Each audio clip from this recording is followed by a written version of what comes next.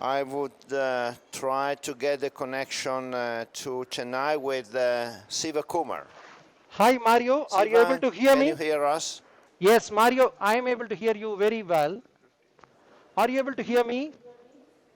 Yes, yes, we can hear you. Maybe the volume should be a bit higher up.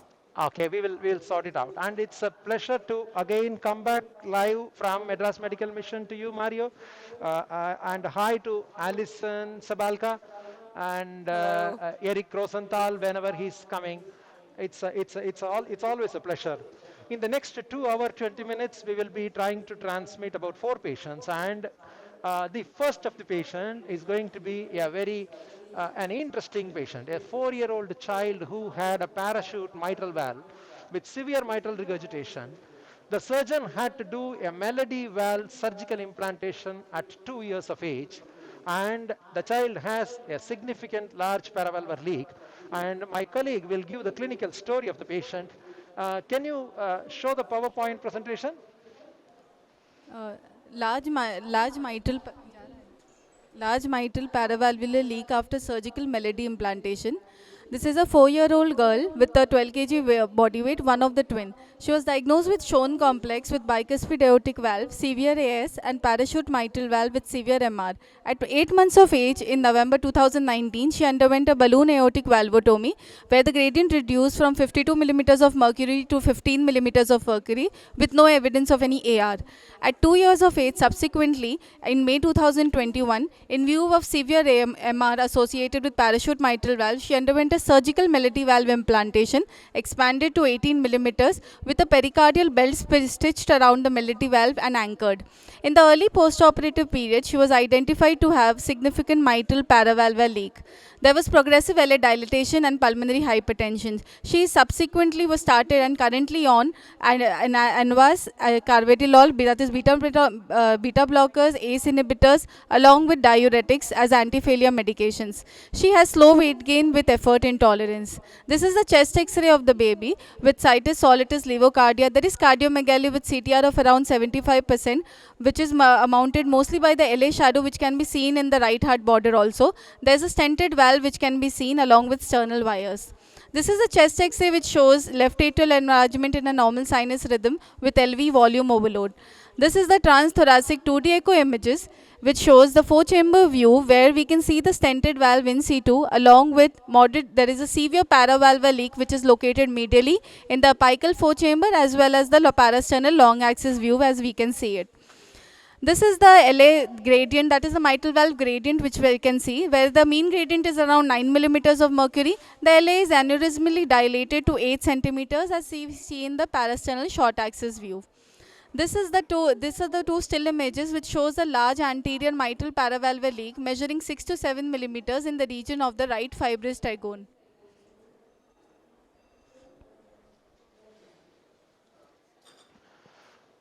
That's a very interesting case. Yep. Now, my colleague Dr. Srija, who is the imaging expert, is going to show you live images that she has acquired so far. Full echo, please. Full echocardiogram. Can I ask you a brief question before you start in a case?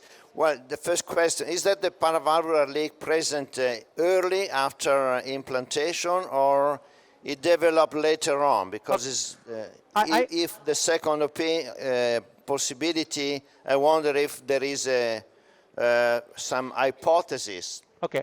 Now, endocarditis or anything else? Yeah, interesting question, Dr. Mario. This patient's primary care cardiologist, Dr. Vishal Changela, is now with me here. And the story is that in the acute postoperative period, towards the time of discharge, and about 1 month later, this paravalvular leak was identified. Since it was a very small child and the anatomy is quite challenging, the child was managed with heart failure medications that includes furosemide, spironolactone, carvedilol, all the routine heart failure medications. So it started quite early. I agree with your concern that it may be a recent infection. There are no significant history of a long febrile illness at all in this child, and all the this problem was detected almost 2 years before. Now, I'm also curious, it does look like the position of the valve is a little precarious. Sometimes you would adopt a potential redilation of the valve to try to modify the PVL. Do you think this valve is in a suitable position to attempt that to okay. at least make the defect smaller? Okay, that's the surgeon's note is that he has stitched the valve at 1/3, 2/3 junction towards the, and that means 1/3 of the valve from the ventricular end and 2/3 from the atrial end. He put a pericardial hood and then he anchored it.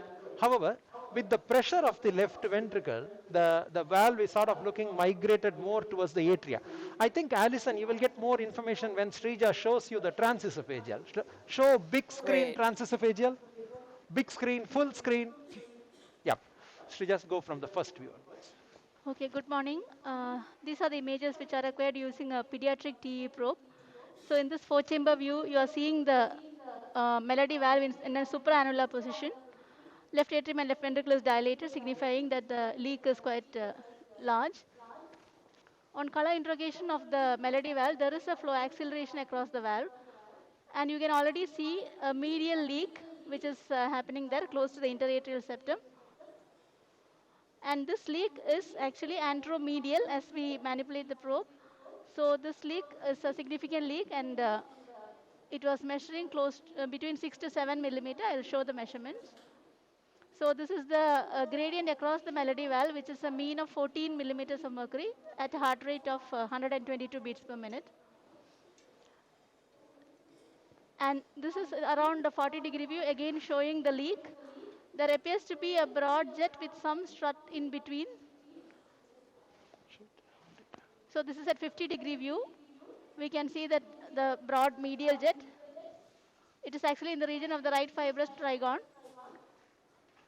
At around 120-degree, we can see in relation to the aorta that the origin of the leak, but the jet is quite eccentric, and you can see it skirting along and exiting into the left atrium. So somewhere around 6 to 7 millimeter was the measurement which we got at the origin of the leak. So that is the jet which is skirting into the LA from the region of the right fibrous trigon. Child also has a bicuspid aortic valve with a mild aortic stenosis that is causing a flow acceleration across the aortic valve. So this was our septal puncture under TE guidance. So we intended to puncture at the posterior-inferior part of the septum since it's a medial leak, so that the direction of the sheath will be more oriented towards the leak. So that is the septal puncture needle, which is indenting the atrial septum. And here it is in the posterior-inferior part of the septum. The needle is indenting. This is a 90-degree view, showing indentation in the same desired area. I want a RCA guide catheter. Renal guide. And renal guide. we punctured in that region and entered in the left atrium, as shown by the contrast, which is filling the left atrium. 2 Hibos. So this is the approximate relation between our site of puncture and the rough location of the leak, medial leak. Get me the thermo catheter, like RCA catheter. I think that's. So you heard you saw the images, Alison. Yeah, I can see the where the transesophageal echo shows us the puncture and then the approach. It's a giant defect. Do you think your inflow gradient mean of 14 is due to flow? Because the leaflet motion looks quite good. Absolutely. I think so. I think it is the large regurgitant orifice which is now entering the left atrium, which is going through again the mitral valve. And I totally agree with you that it is likely that it is the mitral regurgitation is causing the mitral regurgitation is now primarily causing that high gradients.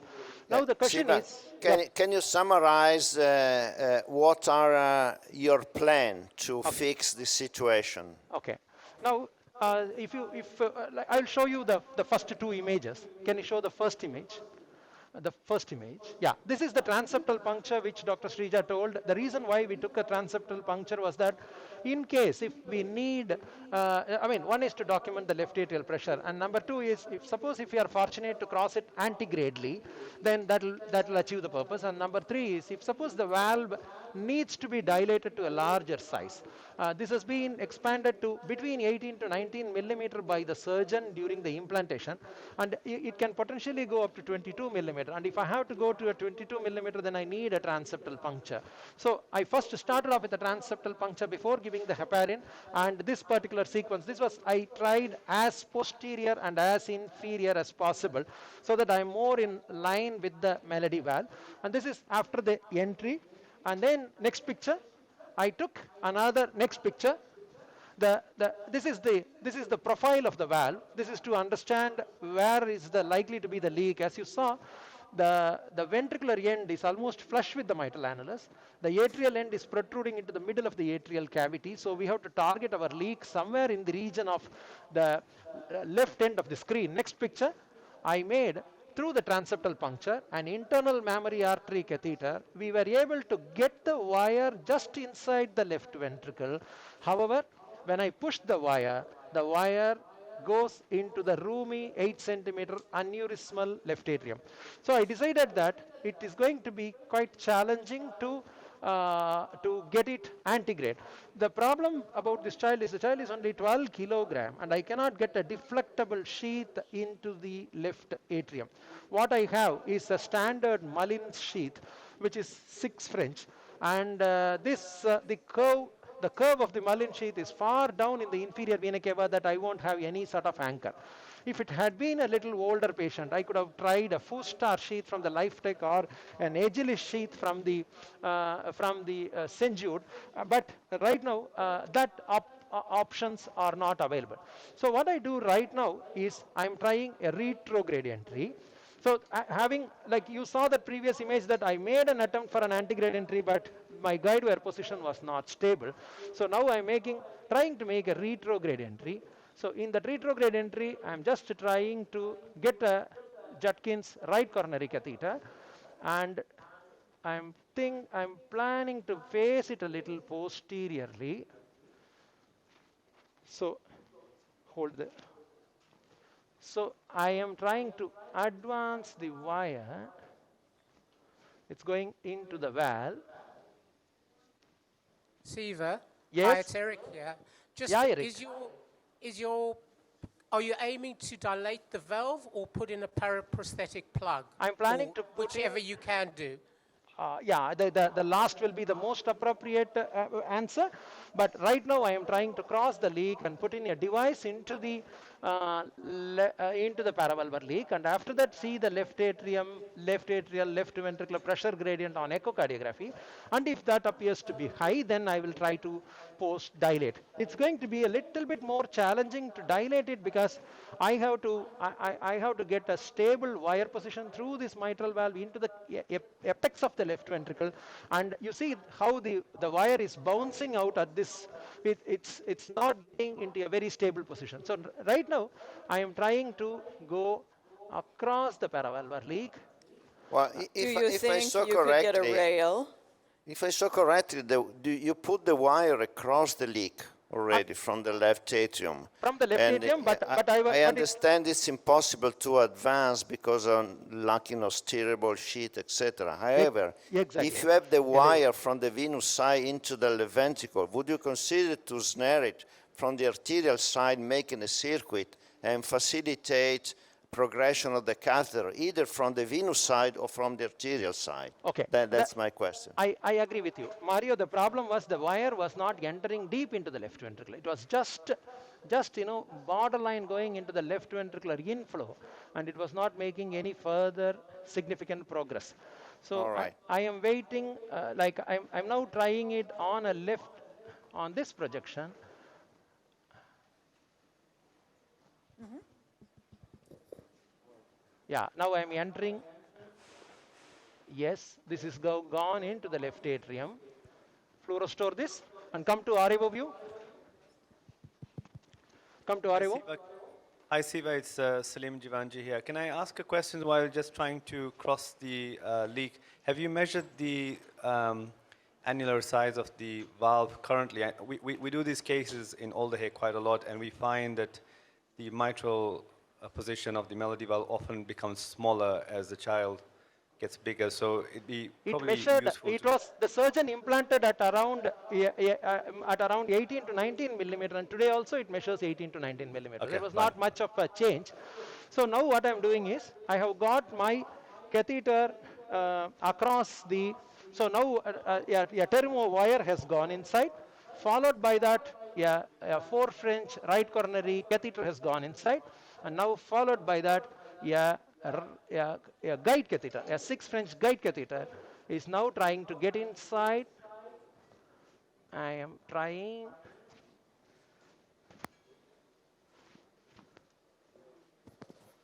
There is some resistance. Another question.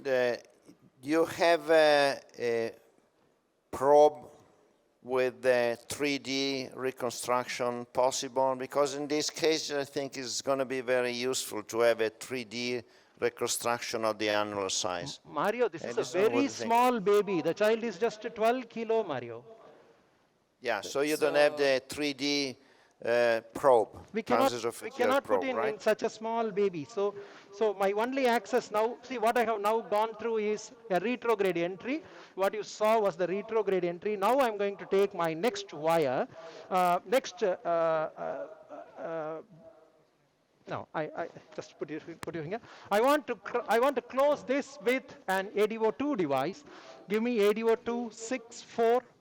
Now once again, go back to Srija. Okay. Okay, now Srija, can you show the paravalvular position of the, go echo big, echo big. Yeah, just confirm that I am through the paravalvular leak. I have now a guide catheter going across. Yeah, yeah. So we can see that Yeah, it's nicely. across the Yeah. paravalve. So now I want the ADO264 device. The reason why I'm choosing an ADO264 device is that I will have a reasonably big disc to cover up, even if I am not completely sort of snug fit into this large leak. The leak was measuring 6 to 7 millimeter, but if I get the left atrial, left ventricular disc of around 12 millimeter across the orifice, ventricular orifice, I thought it may do something good. So this is contrast. Okay, this is a 6-4 ADO2 device. What would you take, Alison? I know that you are, Mayo Clinic is the master of paravalvular leaks. So what will be your choice of the device? The leak is measuring around 6 to 7 millimeters, and Yeah, I think that's a very good question. I was going to ask you if you had pre-procedural CT mapping, because 3D echo is pretty critical for this, because I get the idea in your coplanar TEE that there is a larger dimension, and if that largest is 7, you have plenty of room here because your valve coaptation is deep in the LA, and you can hang it into the valve itself almost to have it close. Okay, We have typically still been with the AVP2 platform because we don't have the other oblong type devices, but this is an elliptical defect. So I think a little oversizing is good. I'm not sure of the tissue also. okay.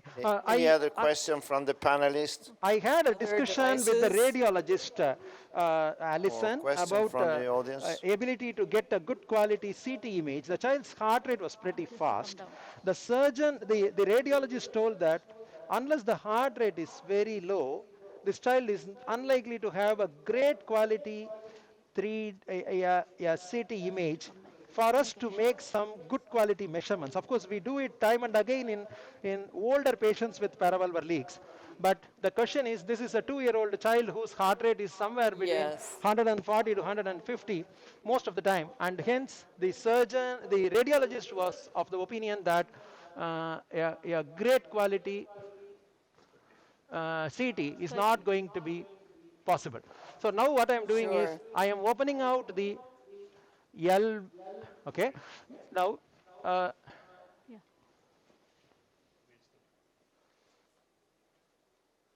Okay, we can see your LA disc. that's a Yeah, it's LV deployed. disc. Yeah, it's deployed. Yeah. And now you have your LV. Your Yep. fluoro's a little hard to see by shadowing of the valve. I can see the Correct, echo correct. better. I agree with you. I agree with you. Now, I think echo just big. put color, yeah. Echo big. Now we can see maybe, yes. Yeah. Now, color now. Yeah, there is some stuff across that area what we wanted. There is a lot of echo shadowing also. You can see that even through the membranous septum, there is through the right ventricle. What I will do is, I will try to release it so that there is no tension on the cables. Magnify this. So I think there's still a lot of shunt there. Can echo just kind of scroll through the number of degrees to show us, Yeah, especially in maybe the Yeah. 90? Alison, if you see, like show the fluoro also parallel, you see the LV disc is not compacting itself because of the tension.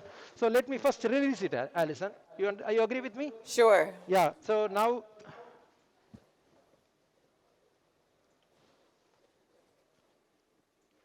Yeah, Okay. it compacted Now, better now it should compact Yeah, yeah, better, it and now we should be able to assess things better, because my cable was lifting it up. Um, I am happy with the quantum of leak. It's much less. Big. Make the echo big. Okay. Echo big. Yeah, it is reduced, though maybe. Yeah. I'm just Well, scanning. may I make a comment, Siva? At this point, at least in my opinion, it's rather difficult to assess whether there is a significant residual leak or not, or if the residual leak is likely to decrease with time or not.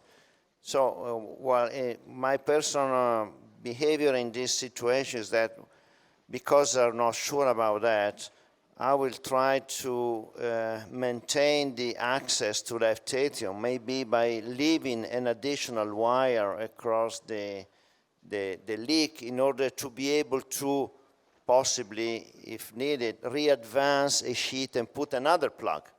Ellison, I know that technique is very well described at Mayo for mitral leaks, making a pack of plugs there. I think you can do sequential.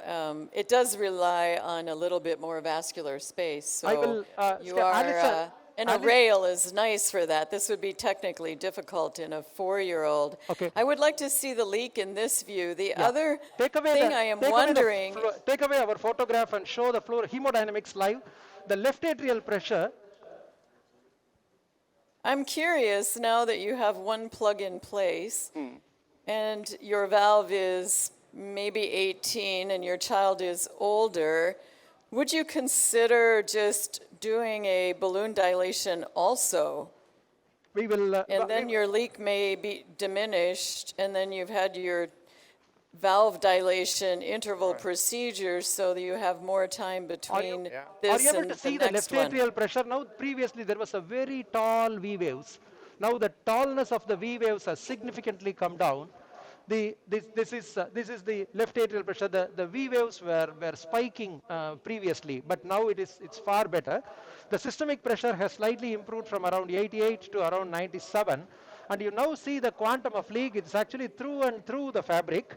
It's not looking extremely bad at all. Let me see whether I am able to get a stable position of my antegrade catheter through the mitral valve, and if I am able to get it, then I will think about an option of dilating this melody valve. The melody valve was measuring about 18 to 19 millimeter.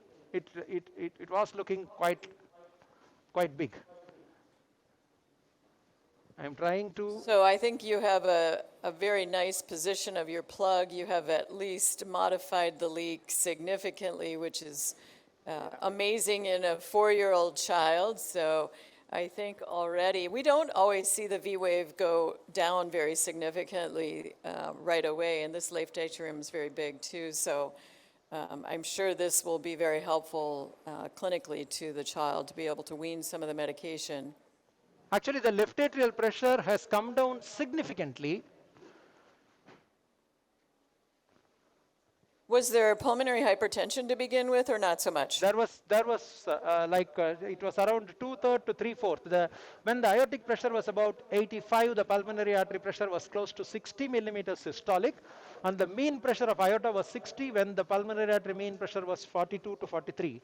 There was about 2/3, a little more than 2/3 systemic. I am now tempted to come out and go for recording the pulmonary artery pressure.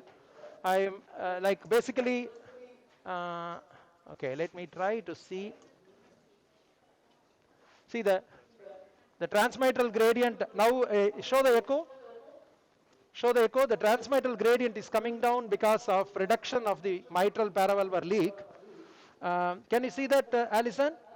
That looks very good. Yeah. That's encouraging. You should have a very nice result. Yeah. So I'm tempted towards coming out now rather than doing anything more.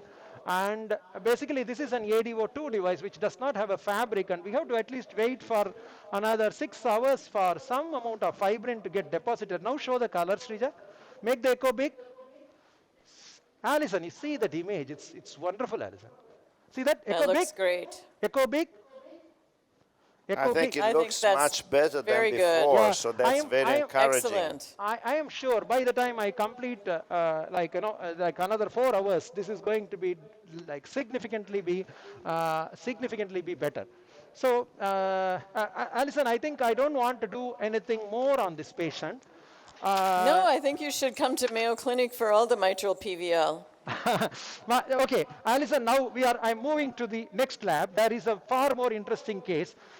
It is a patient who has got a severe pulmonary regurgitation. One of my colleagues will now present the clinical details of the patient. PowerPoint of the second case ready? Okay, Siva, excellent result. Congratulations. Nice, very nice demonstration.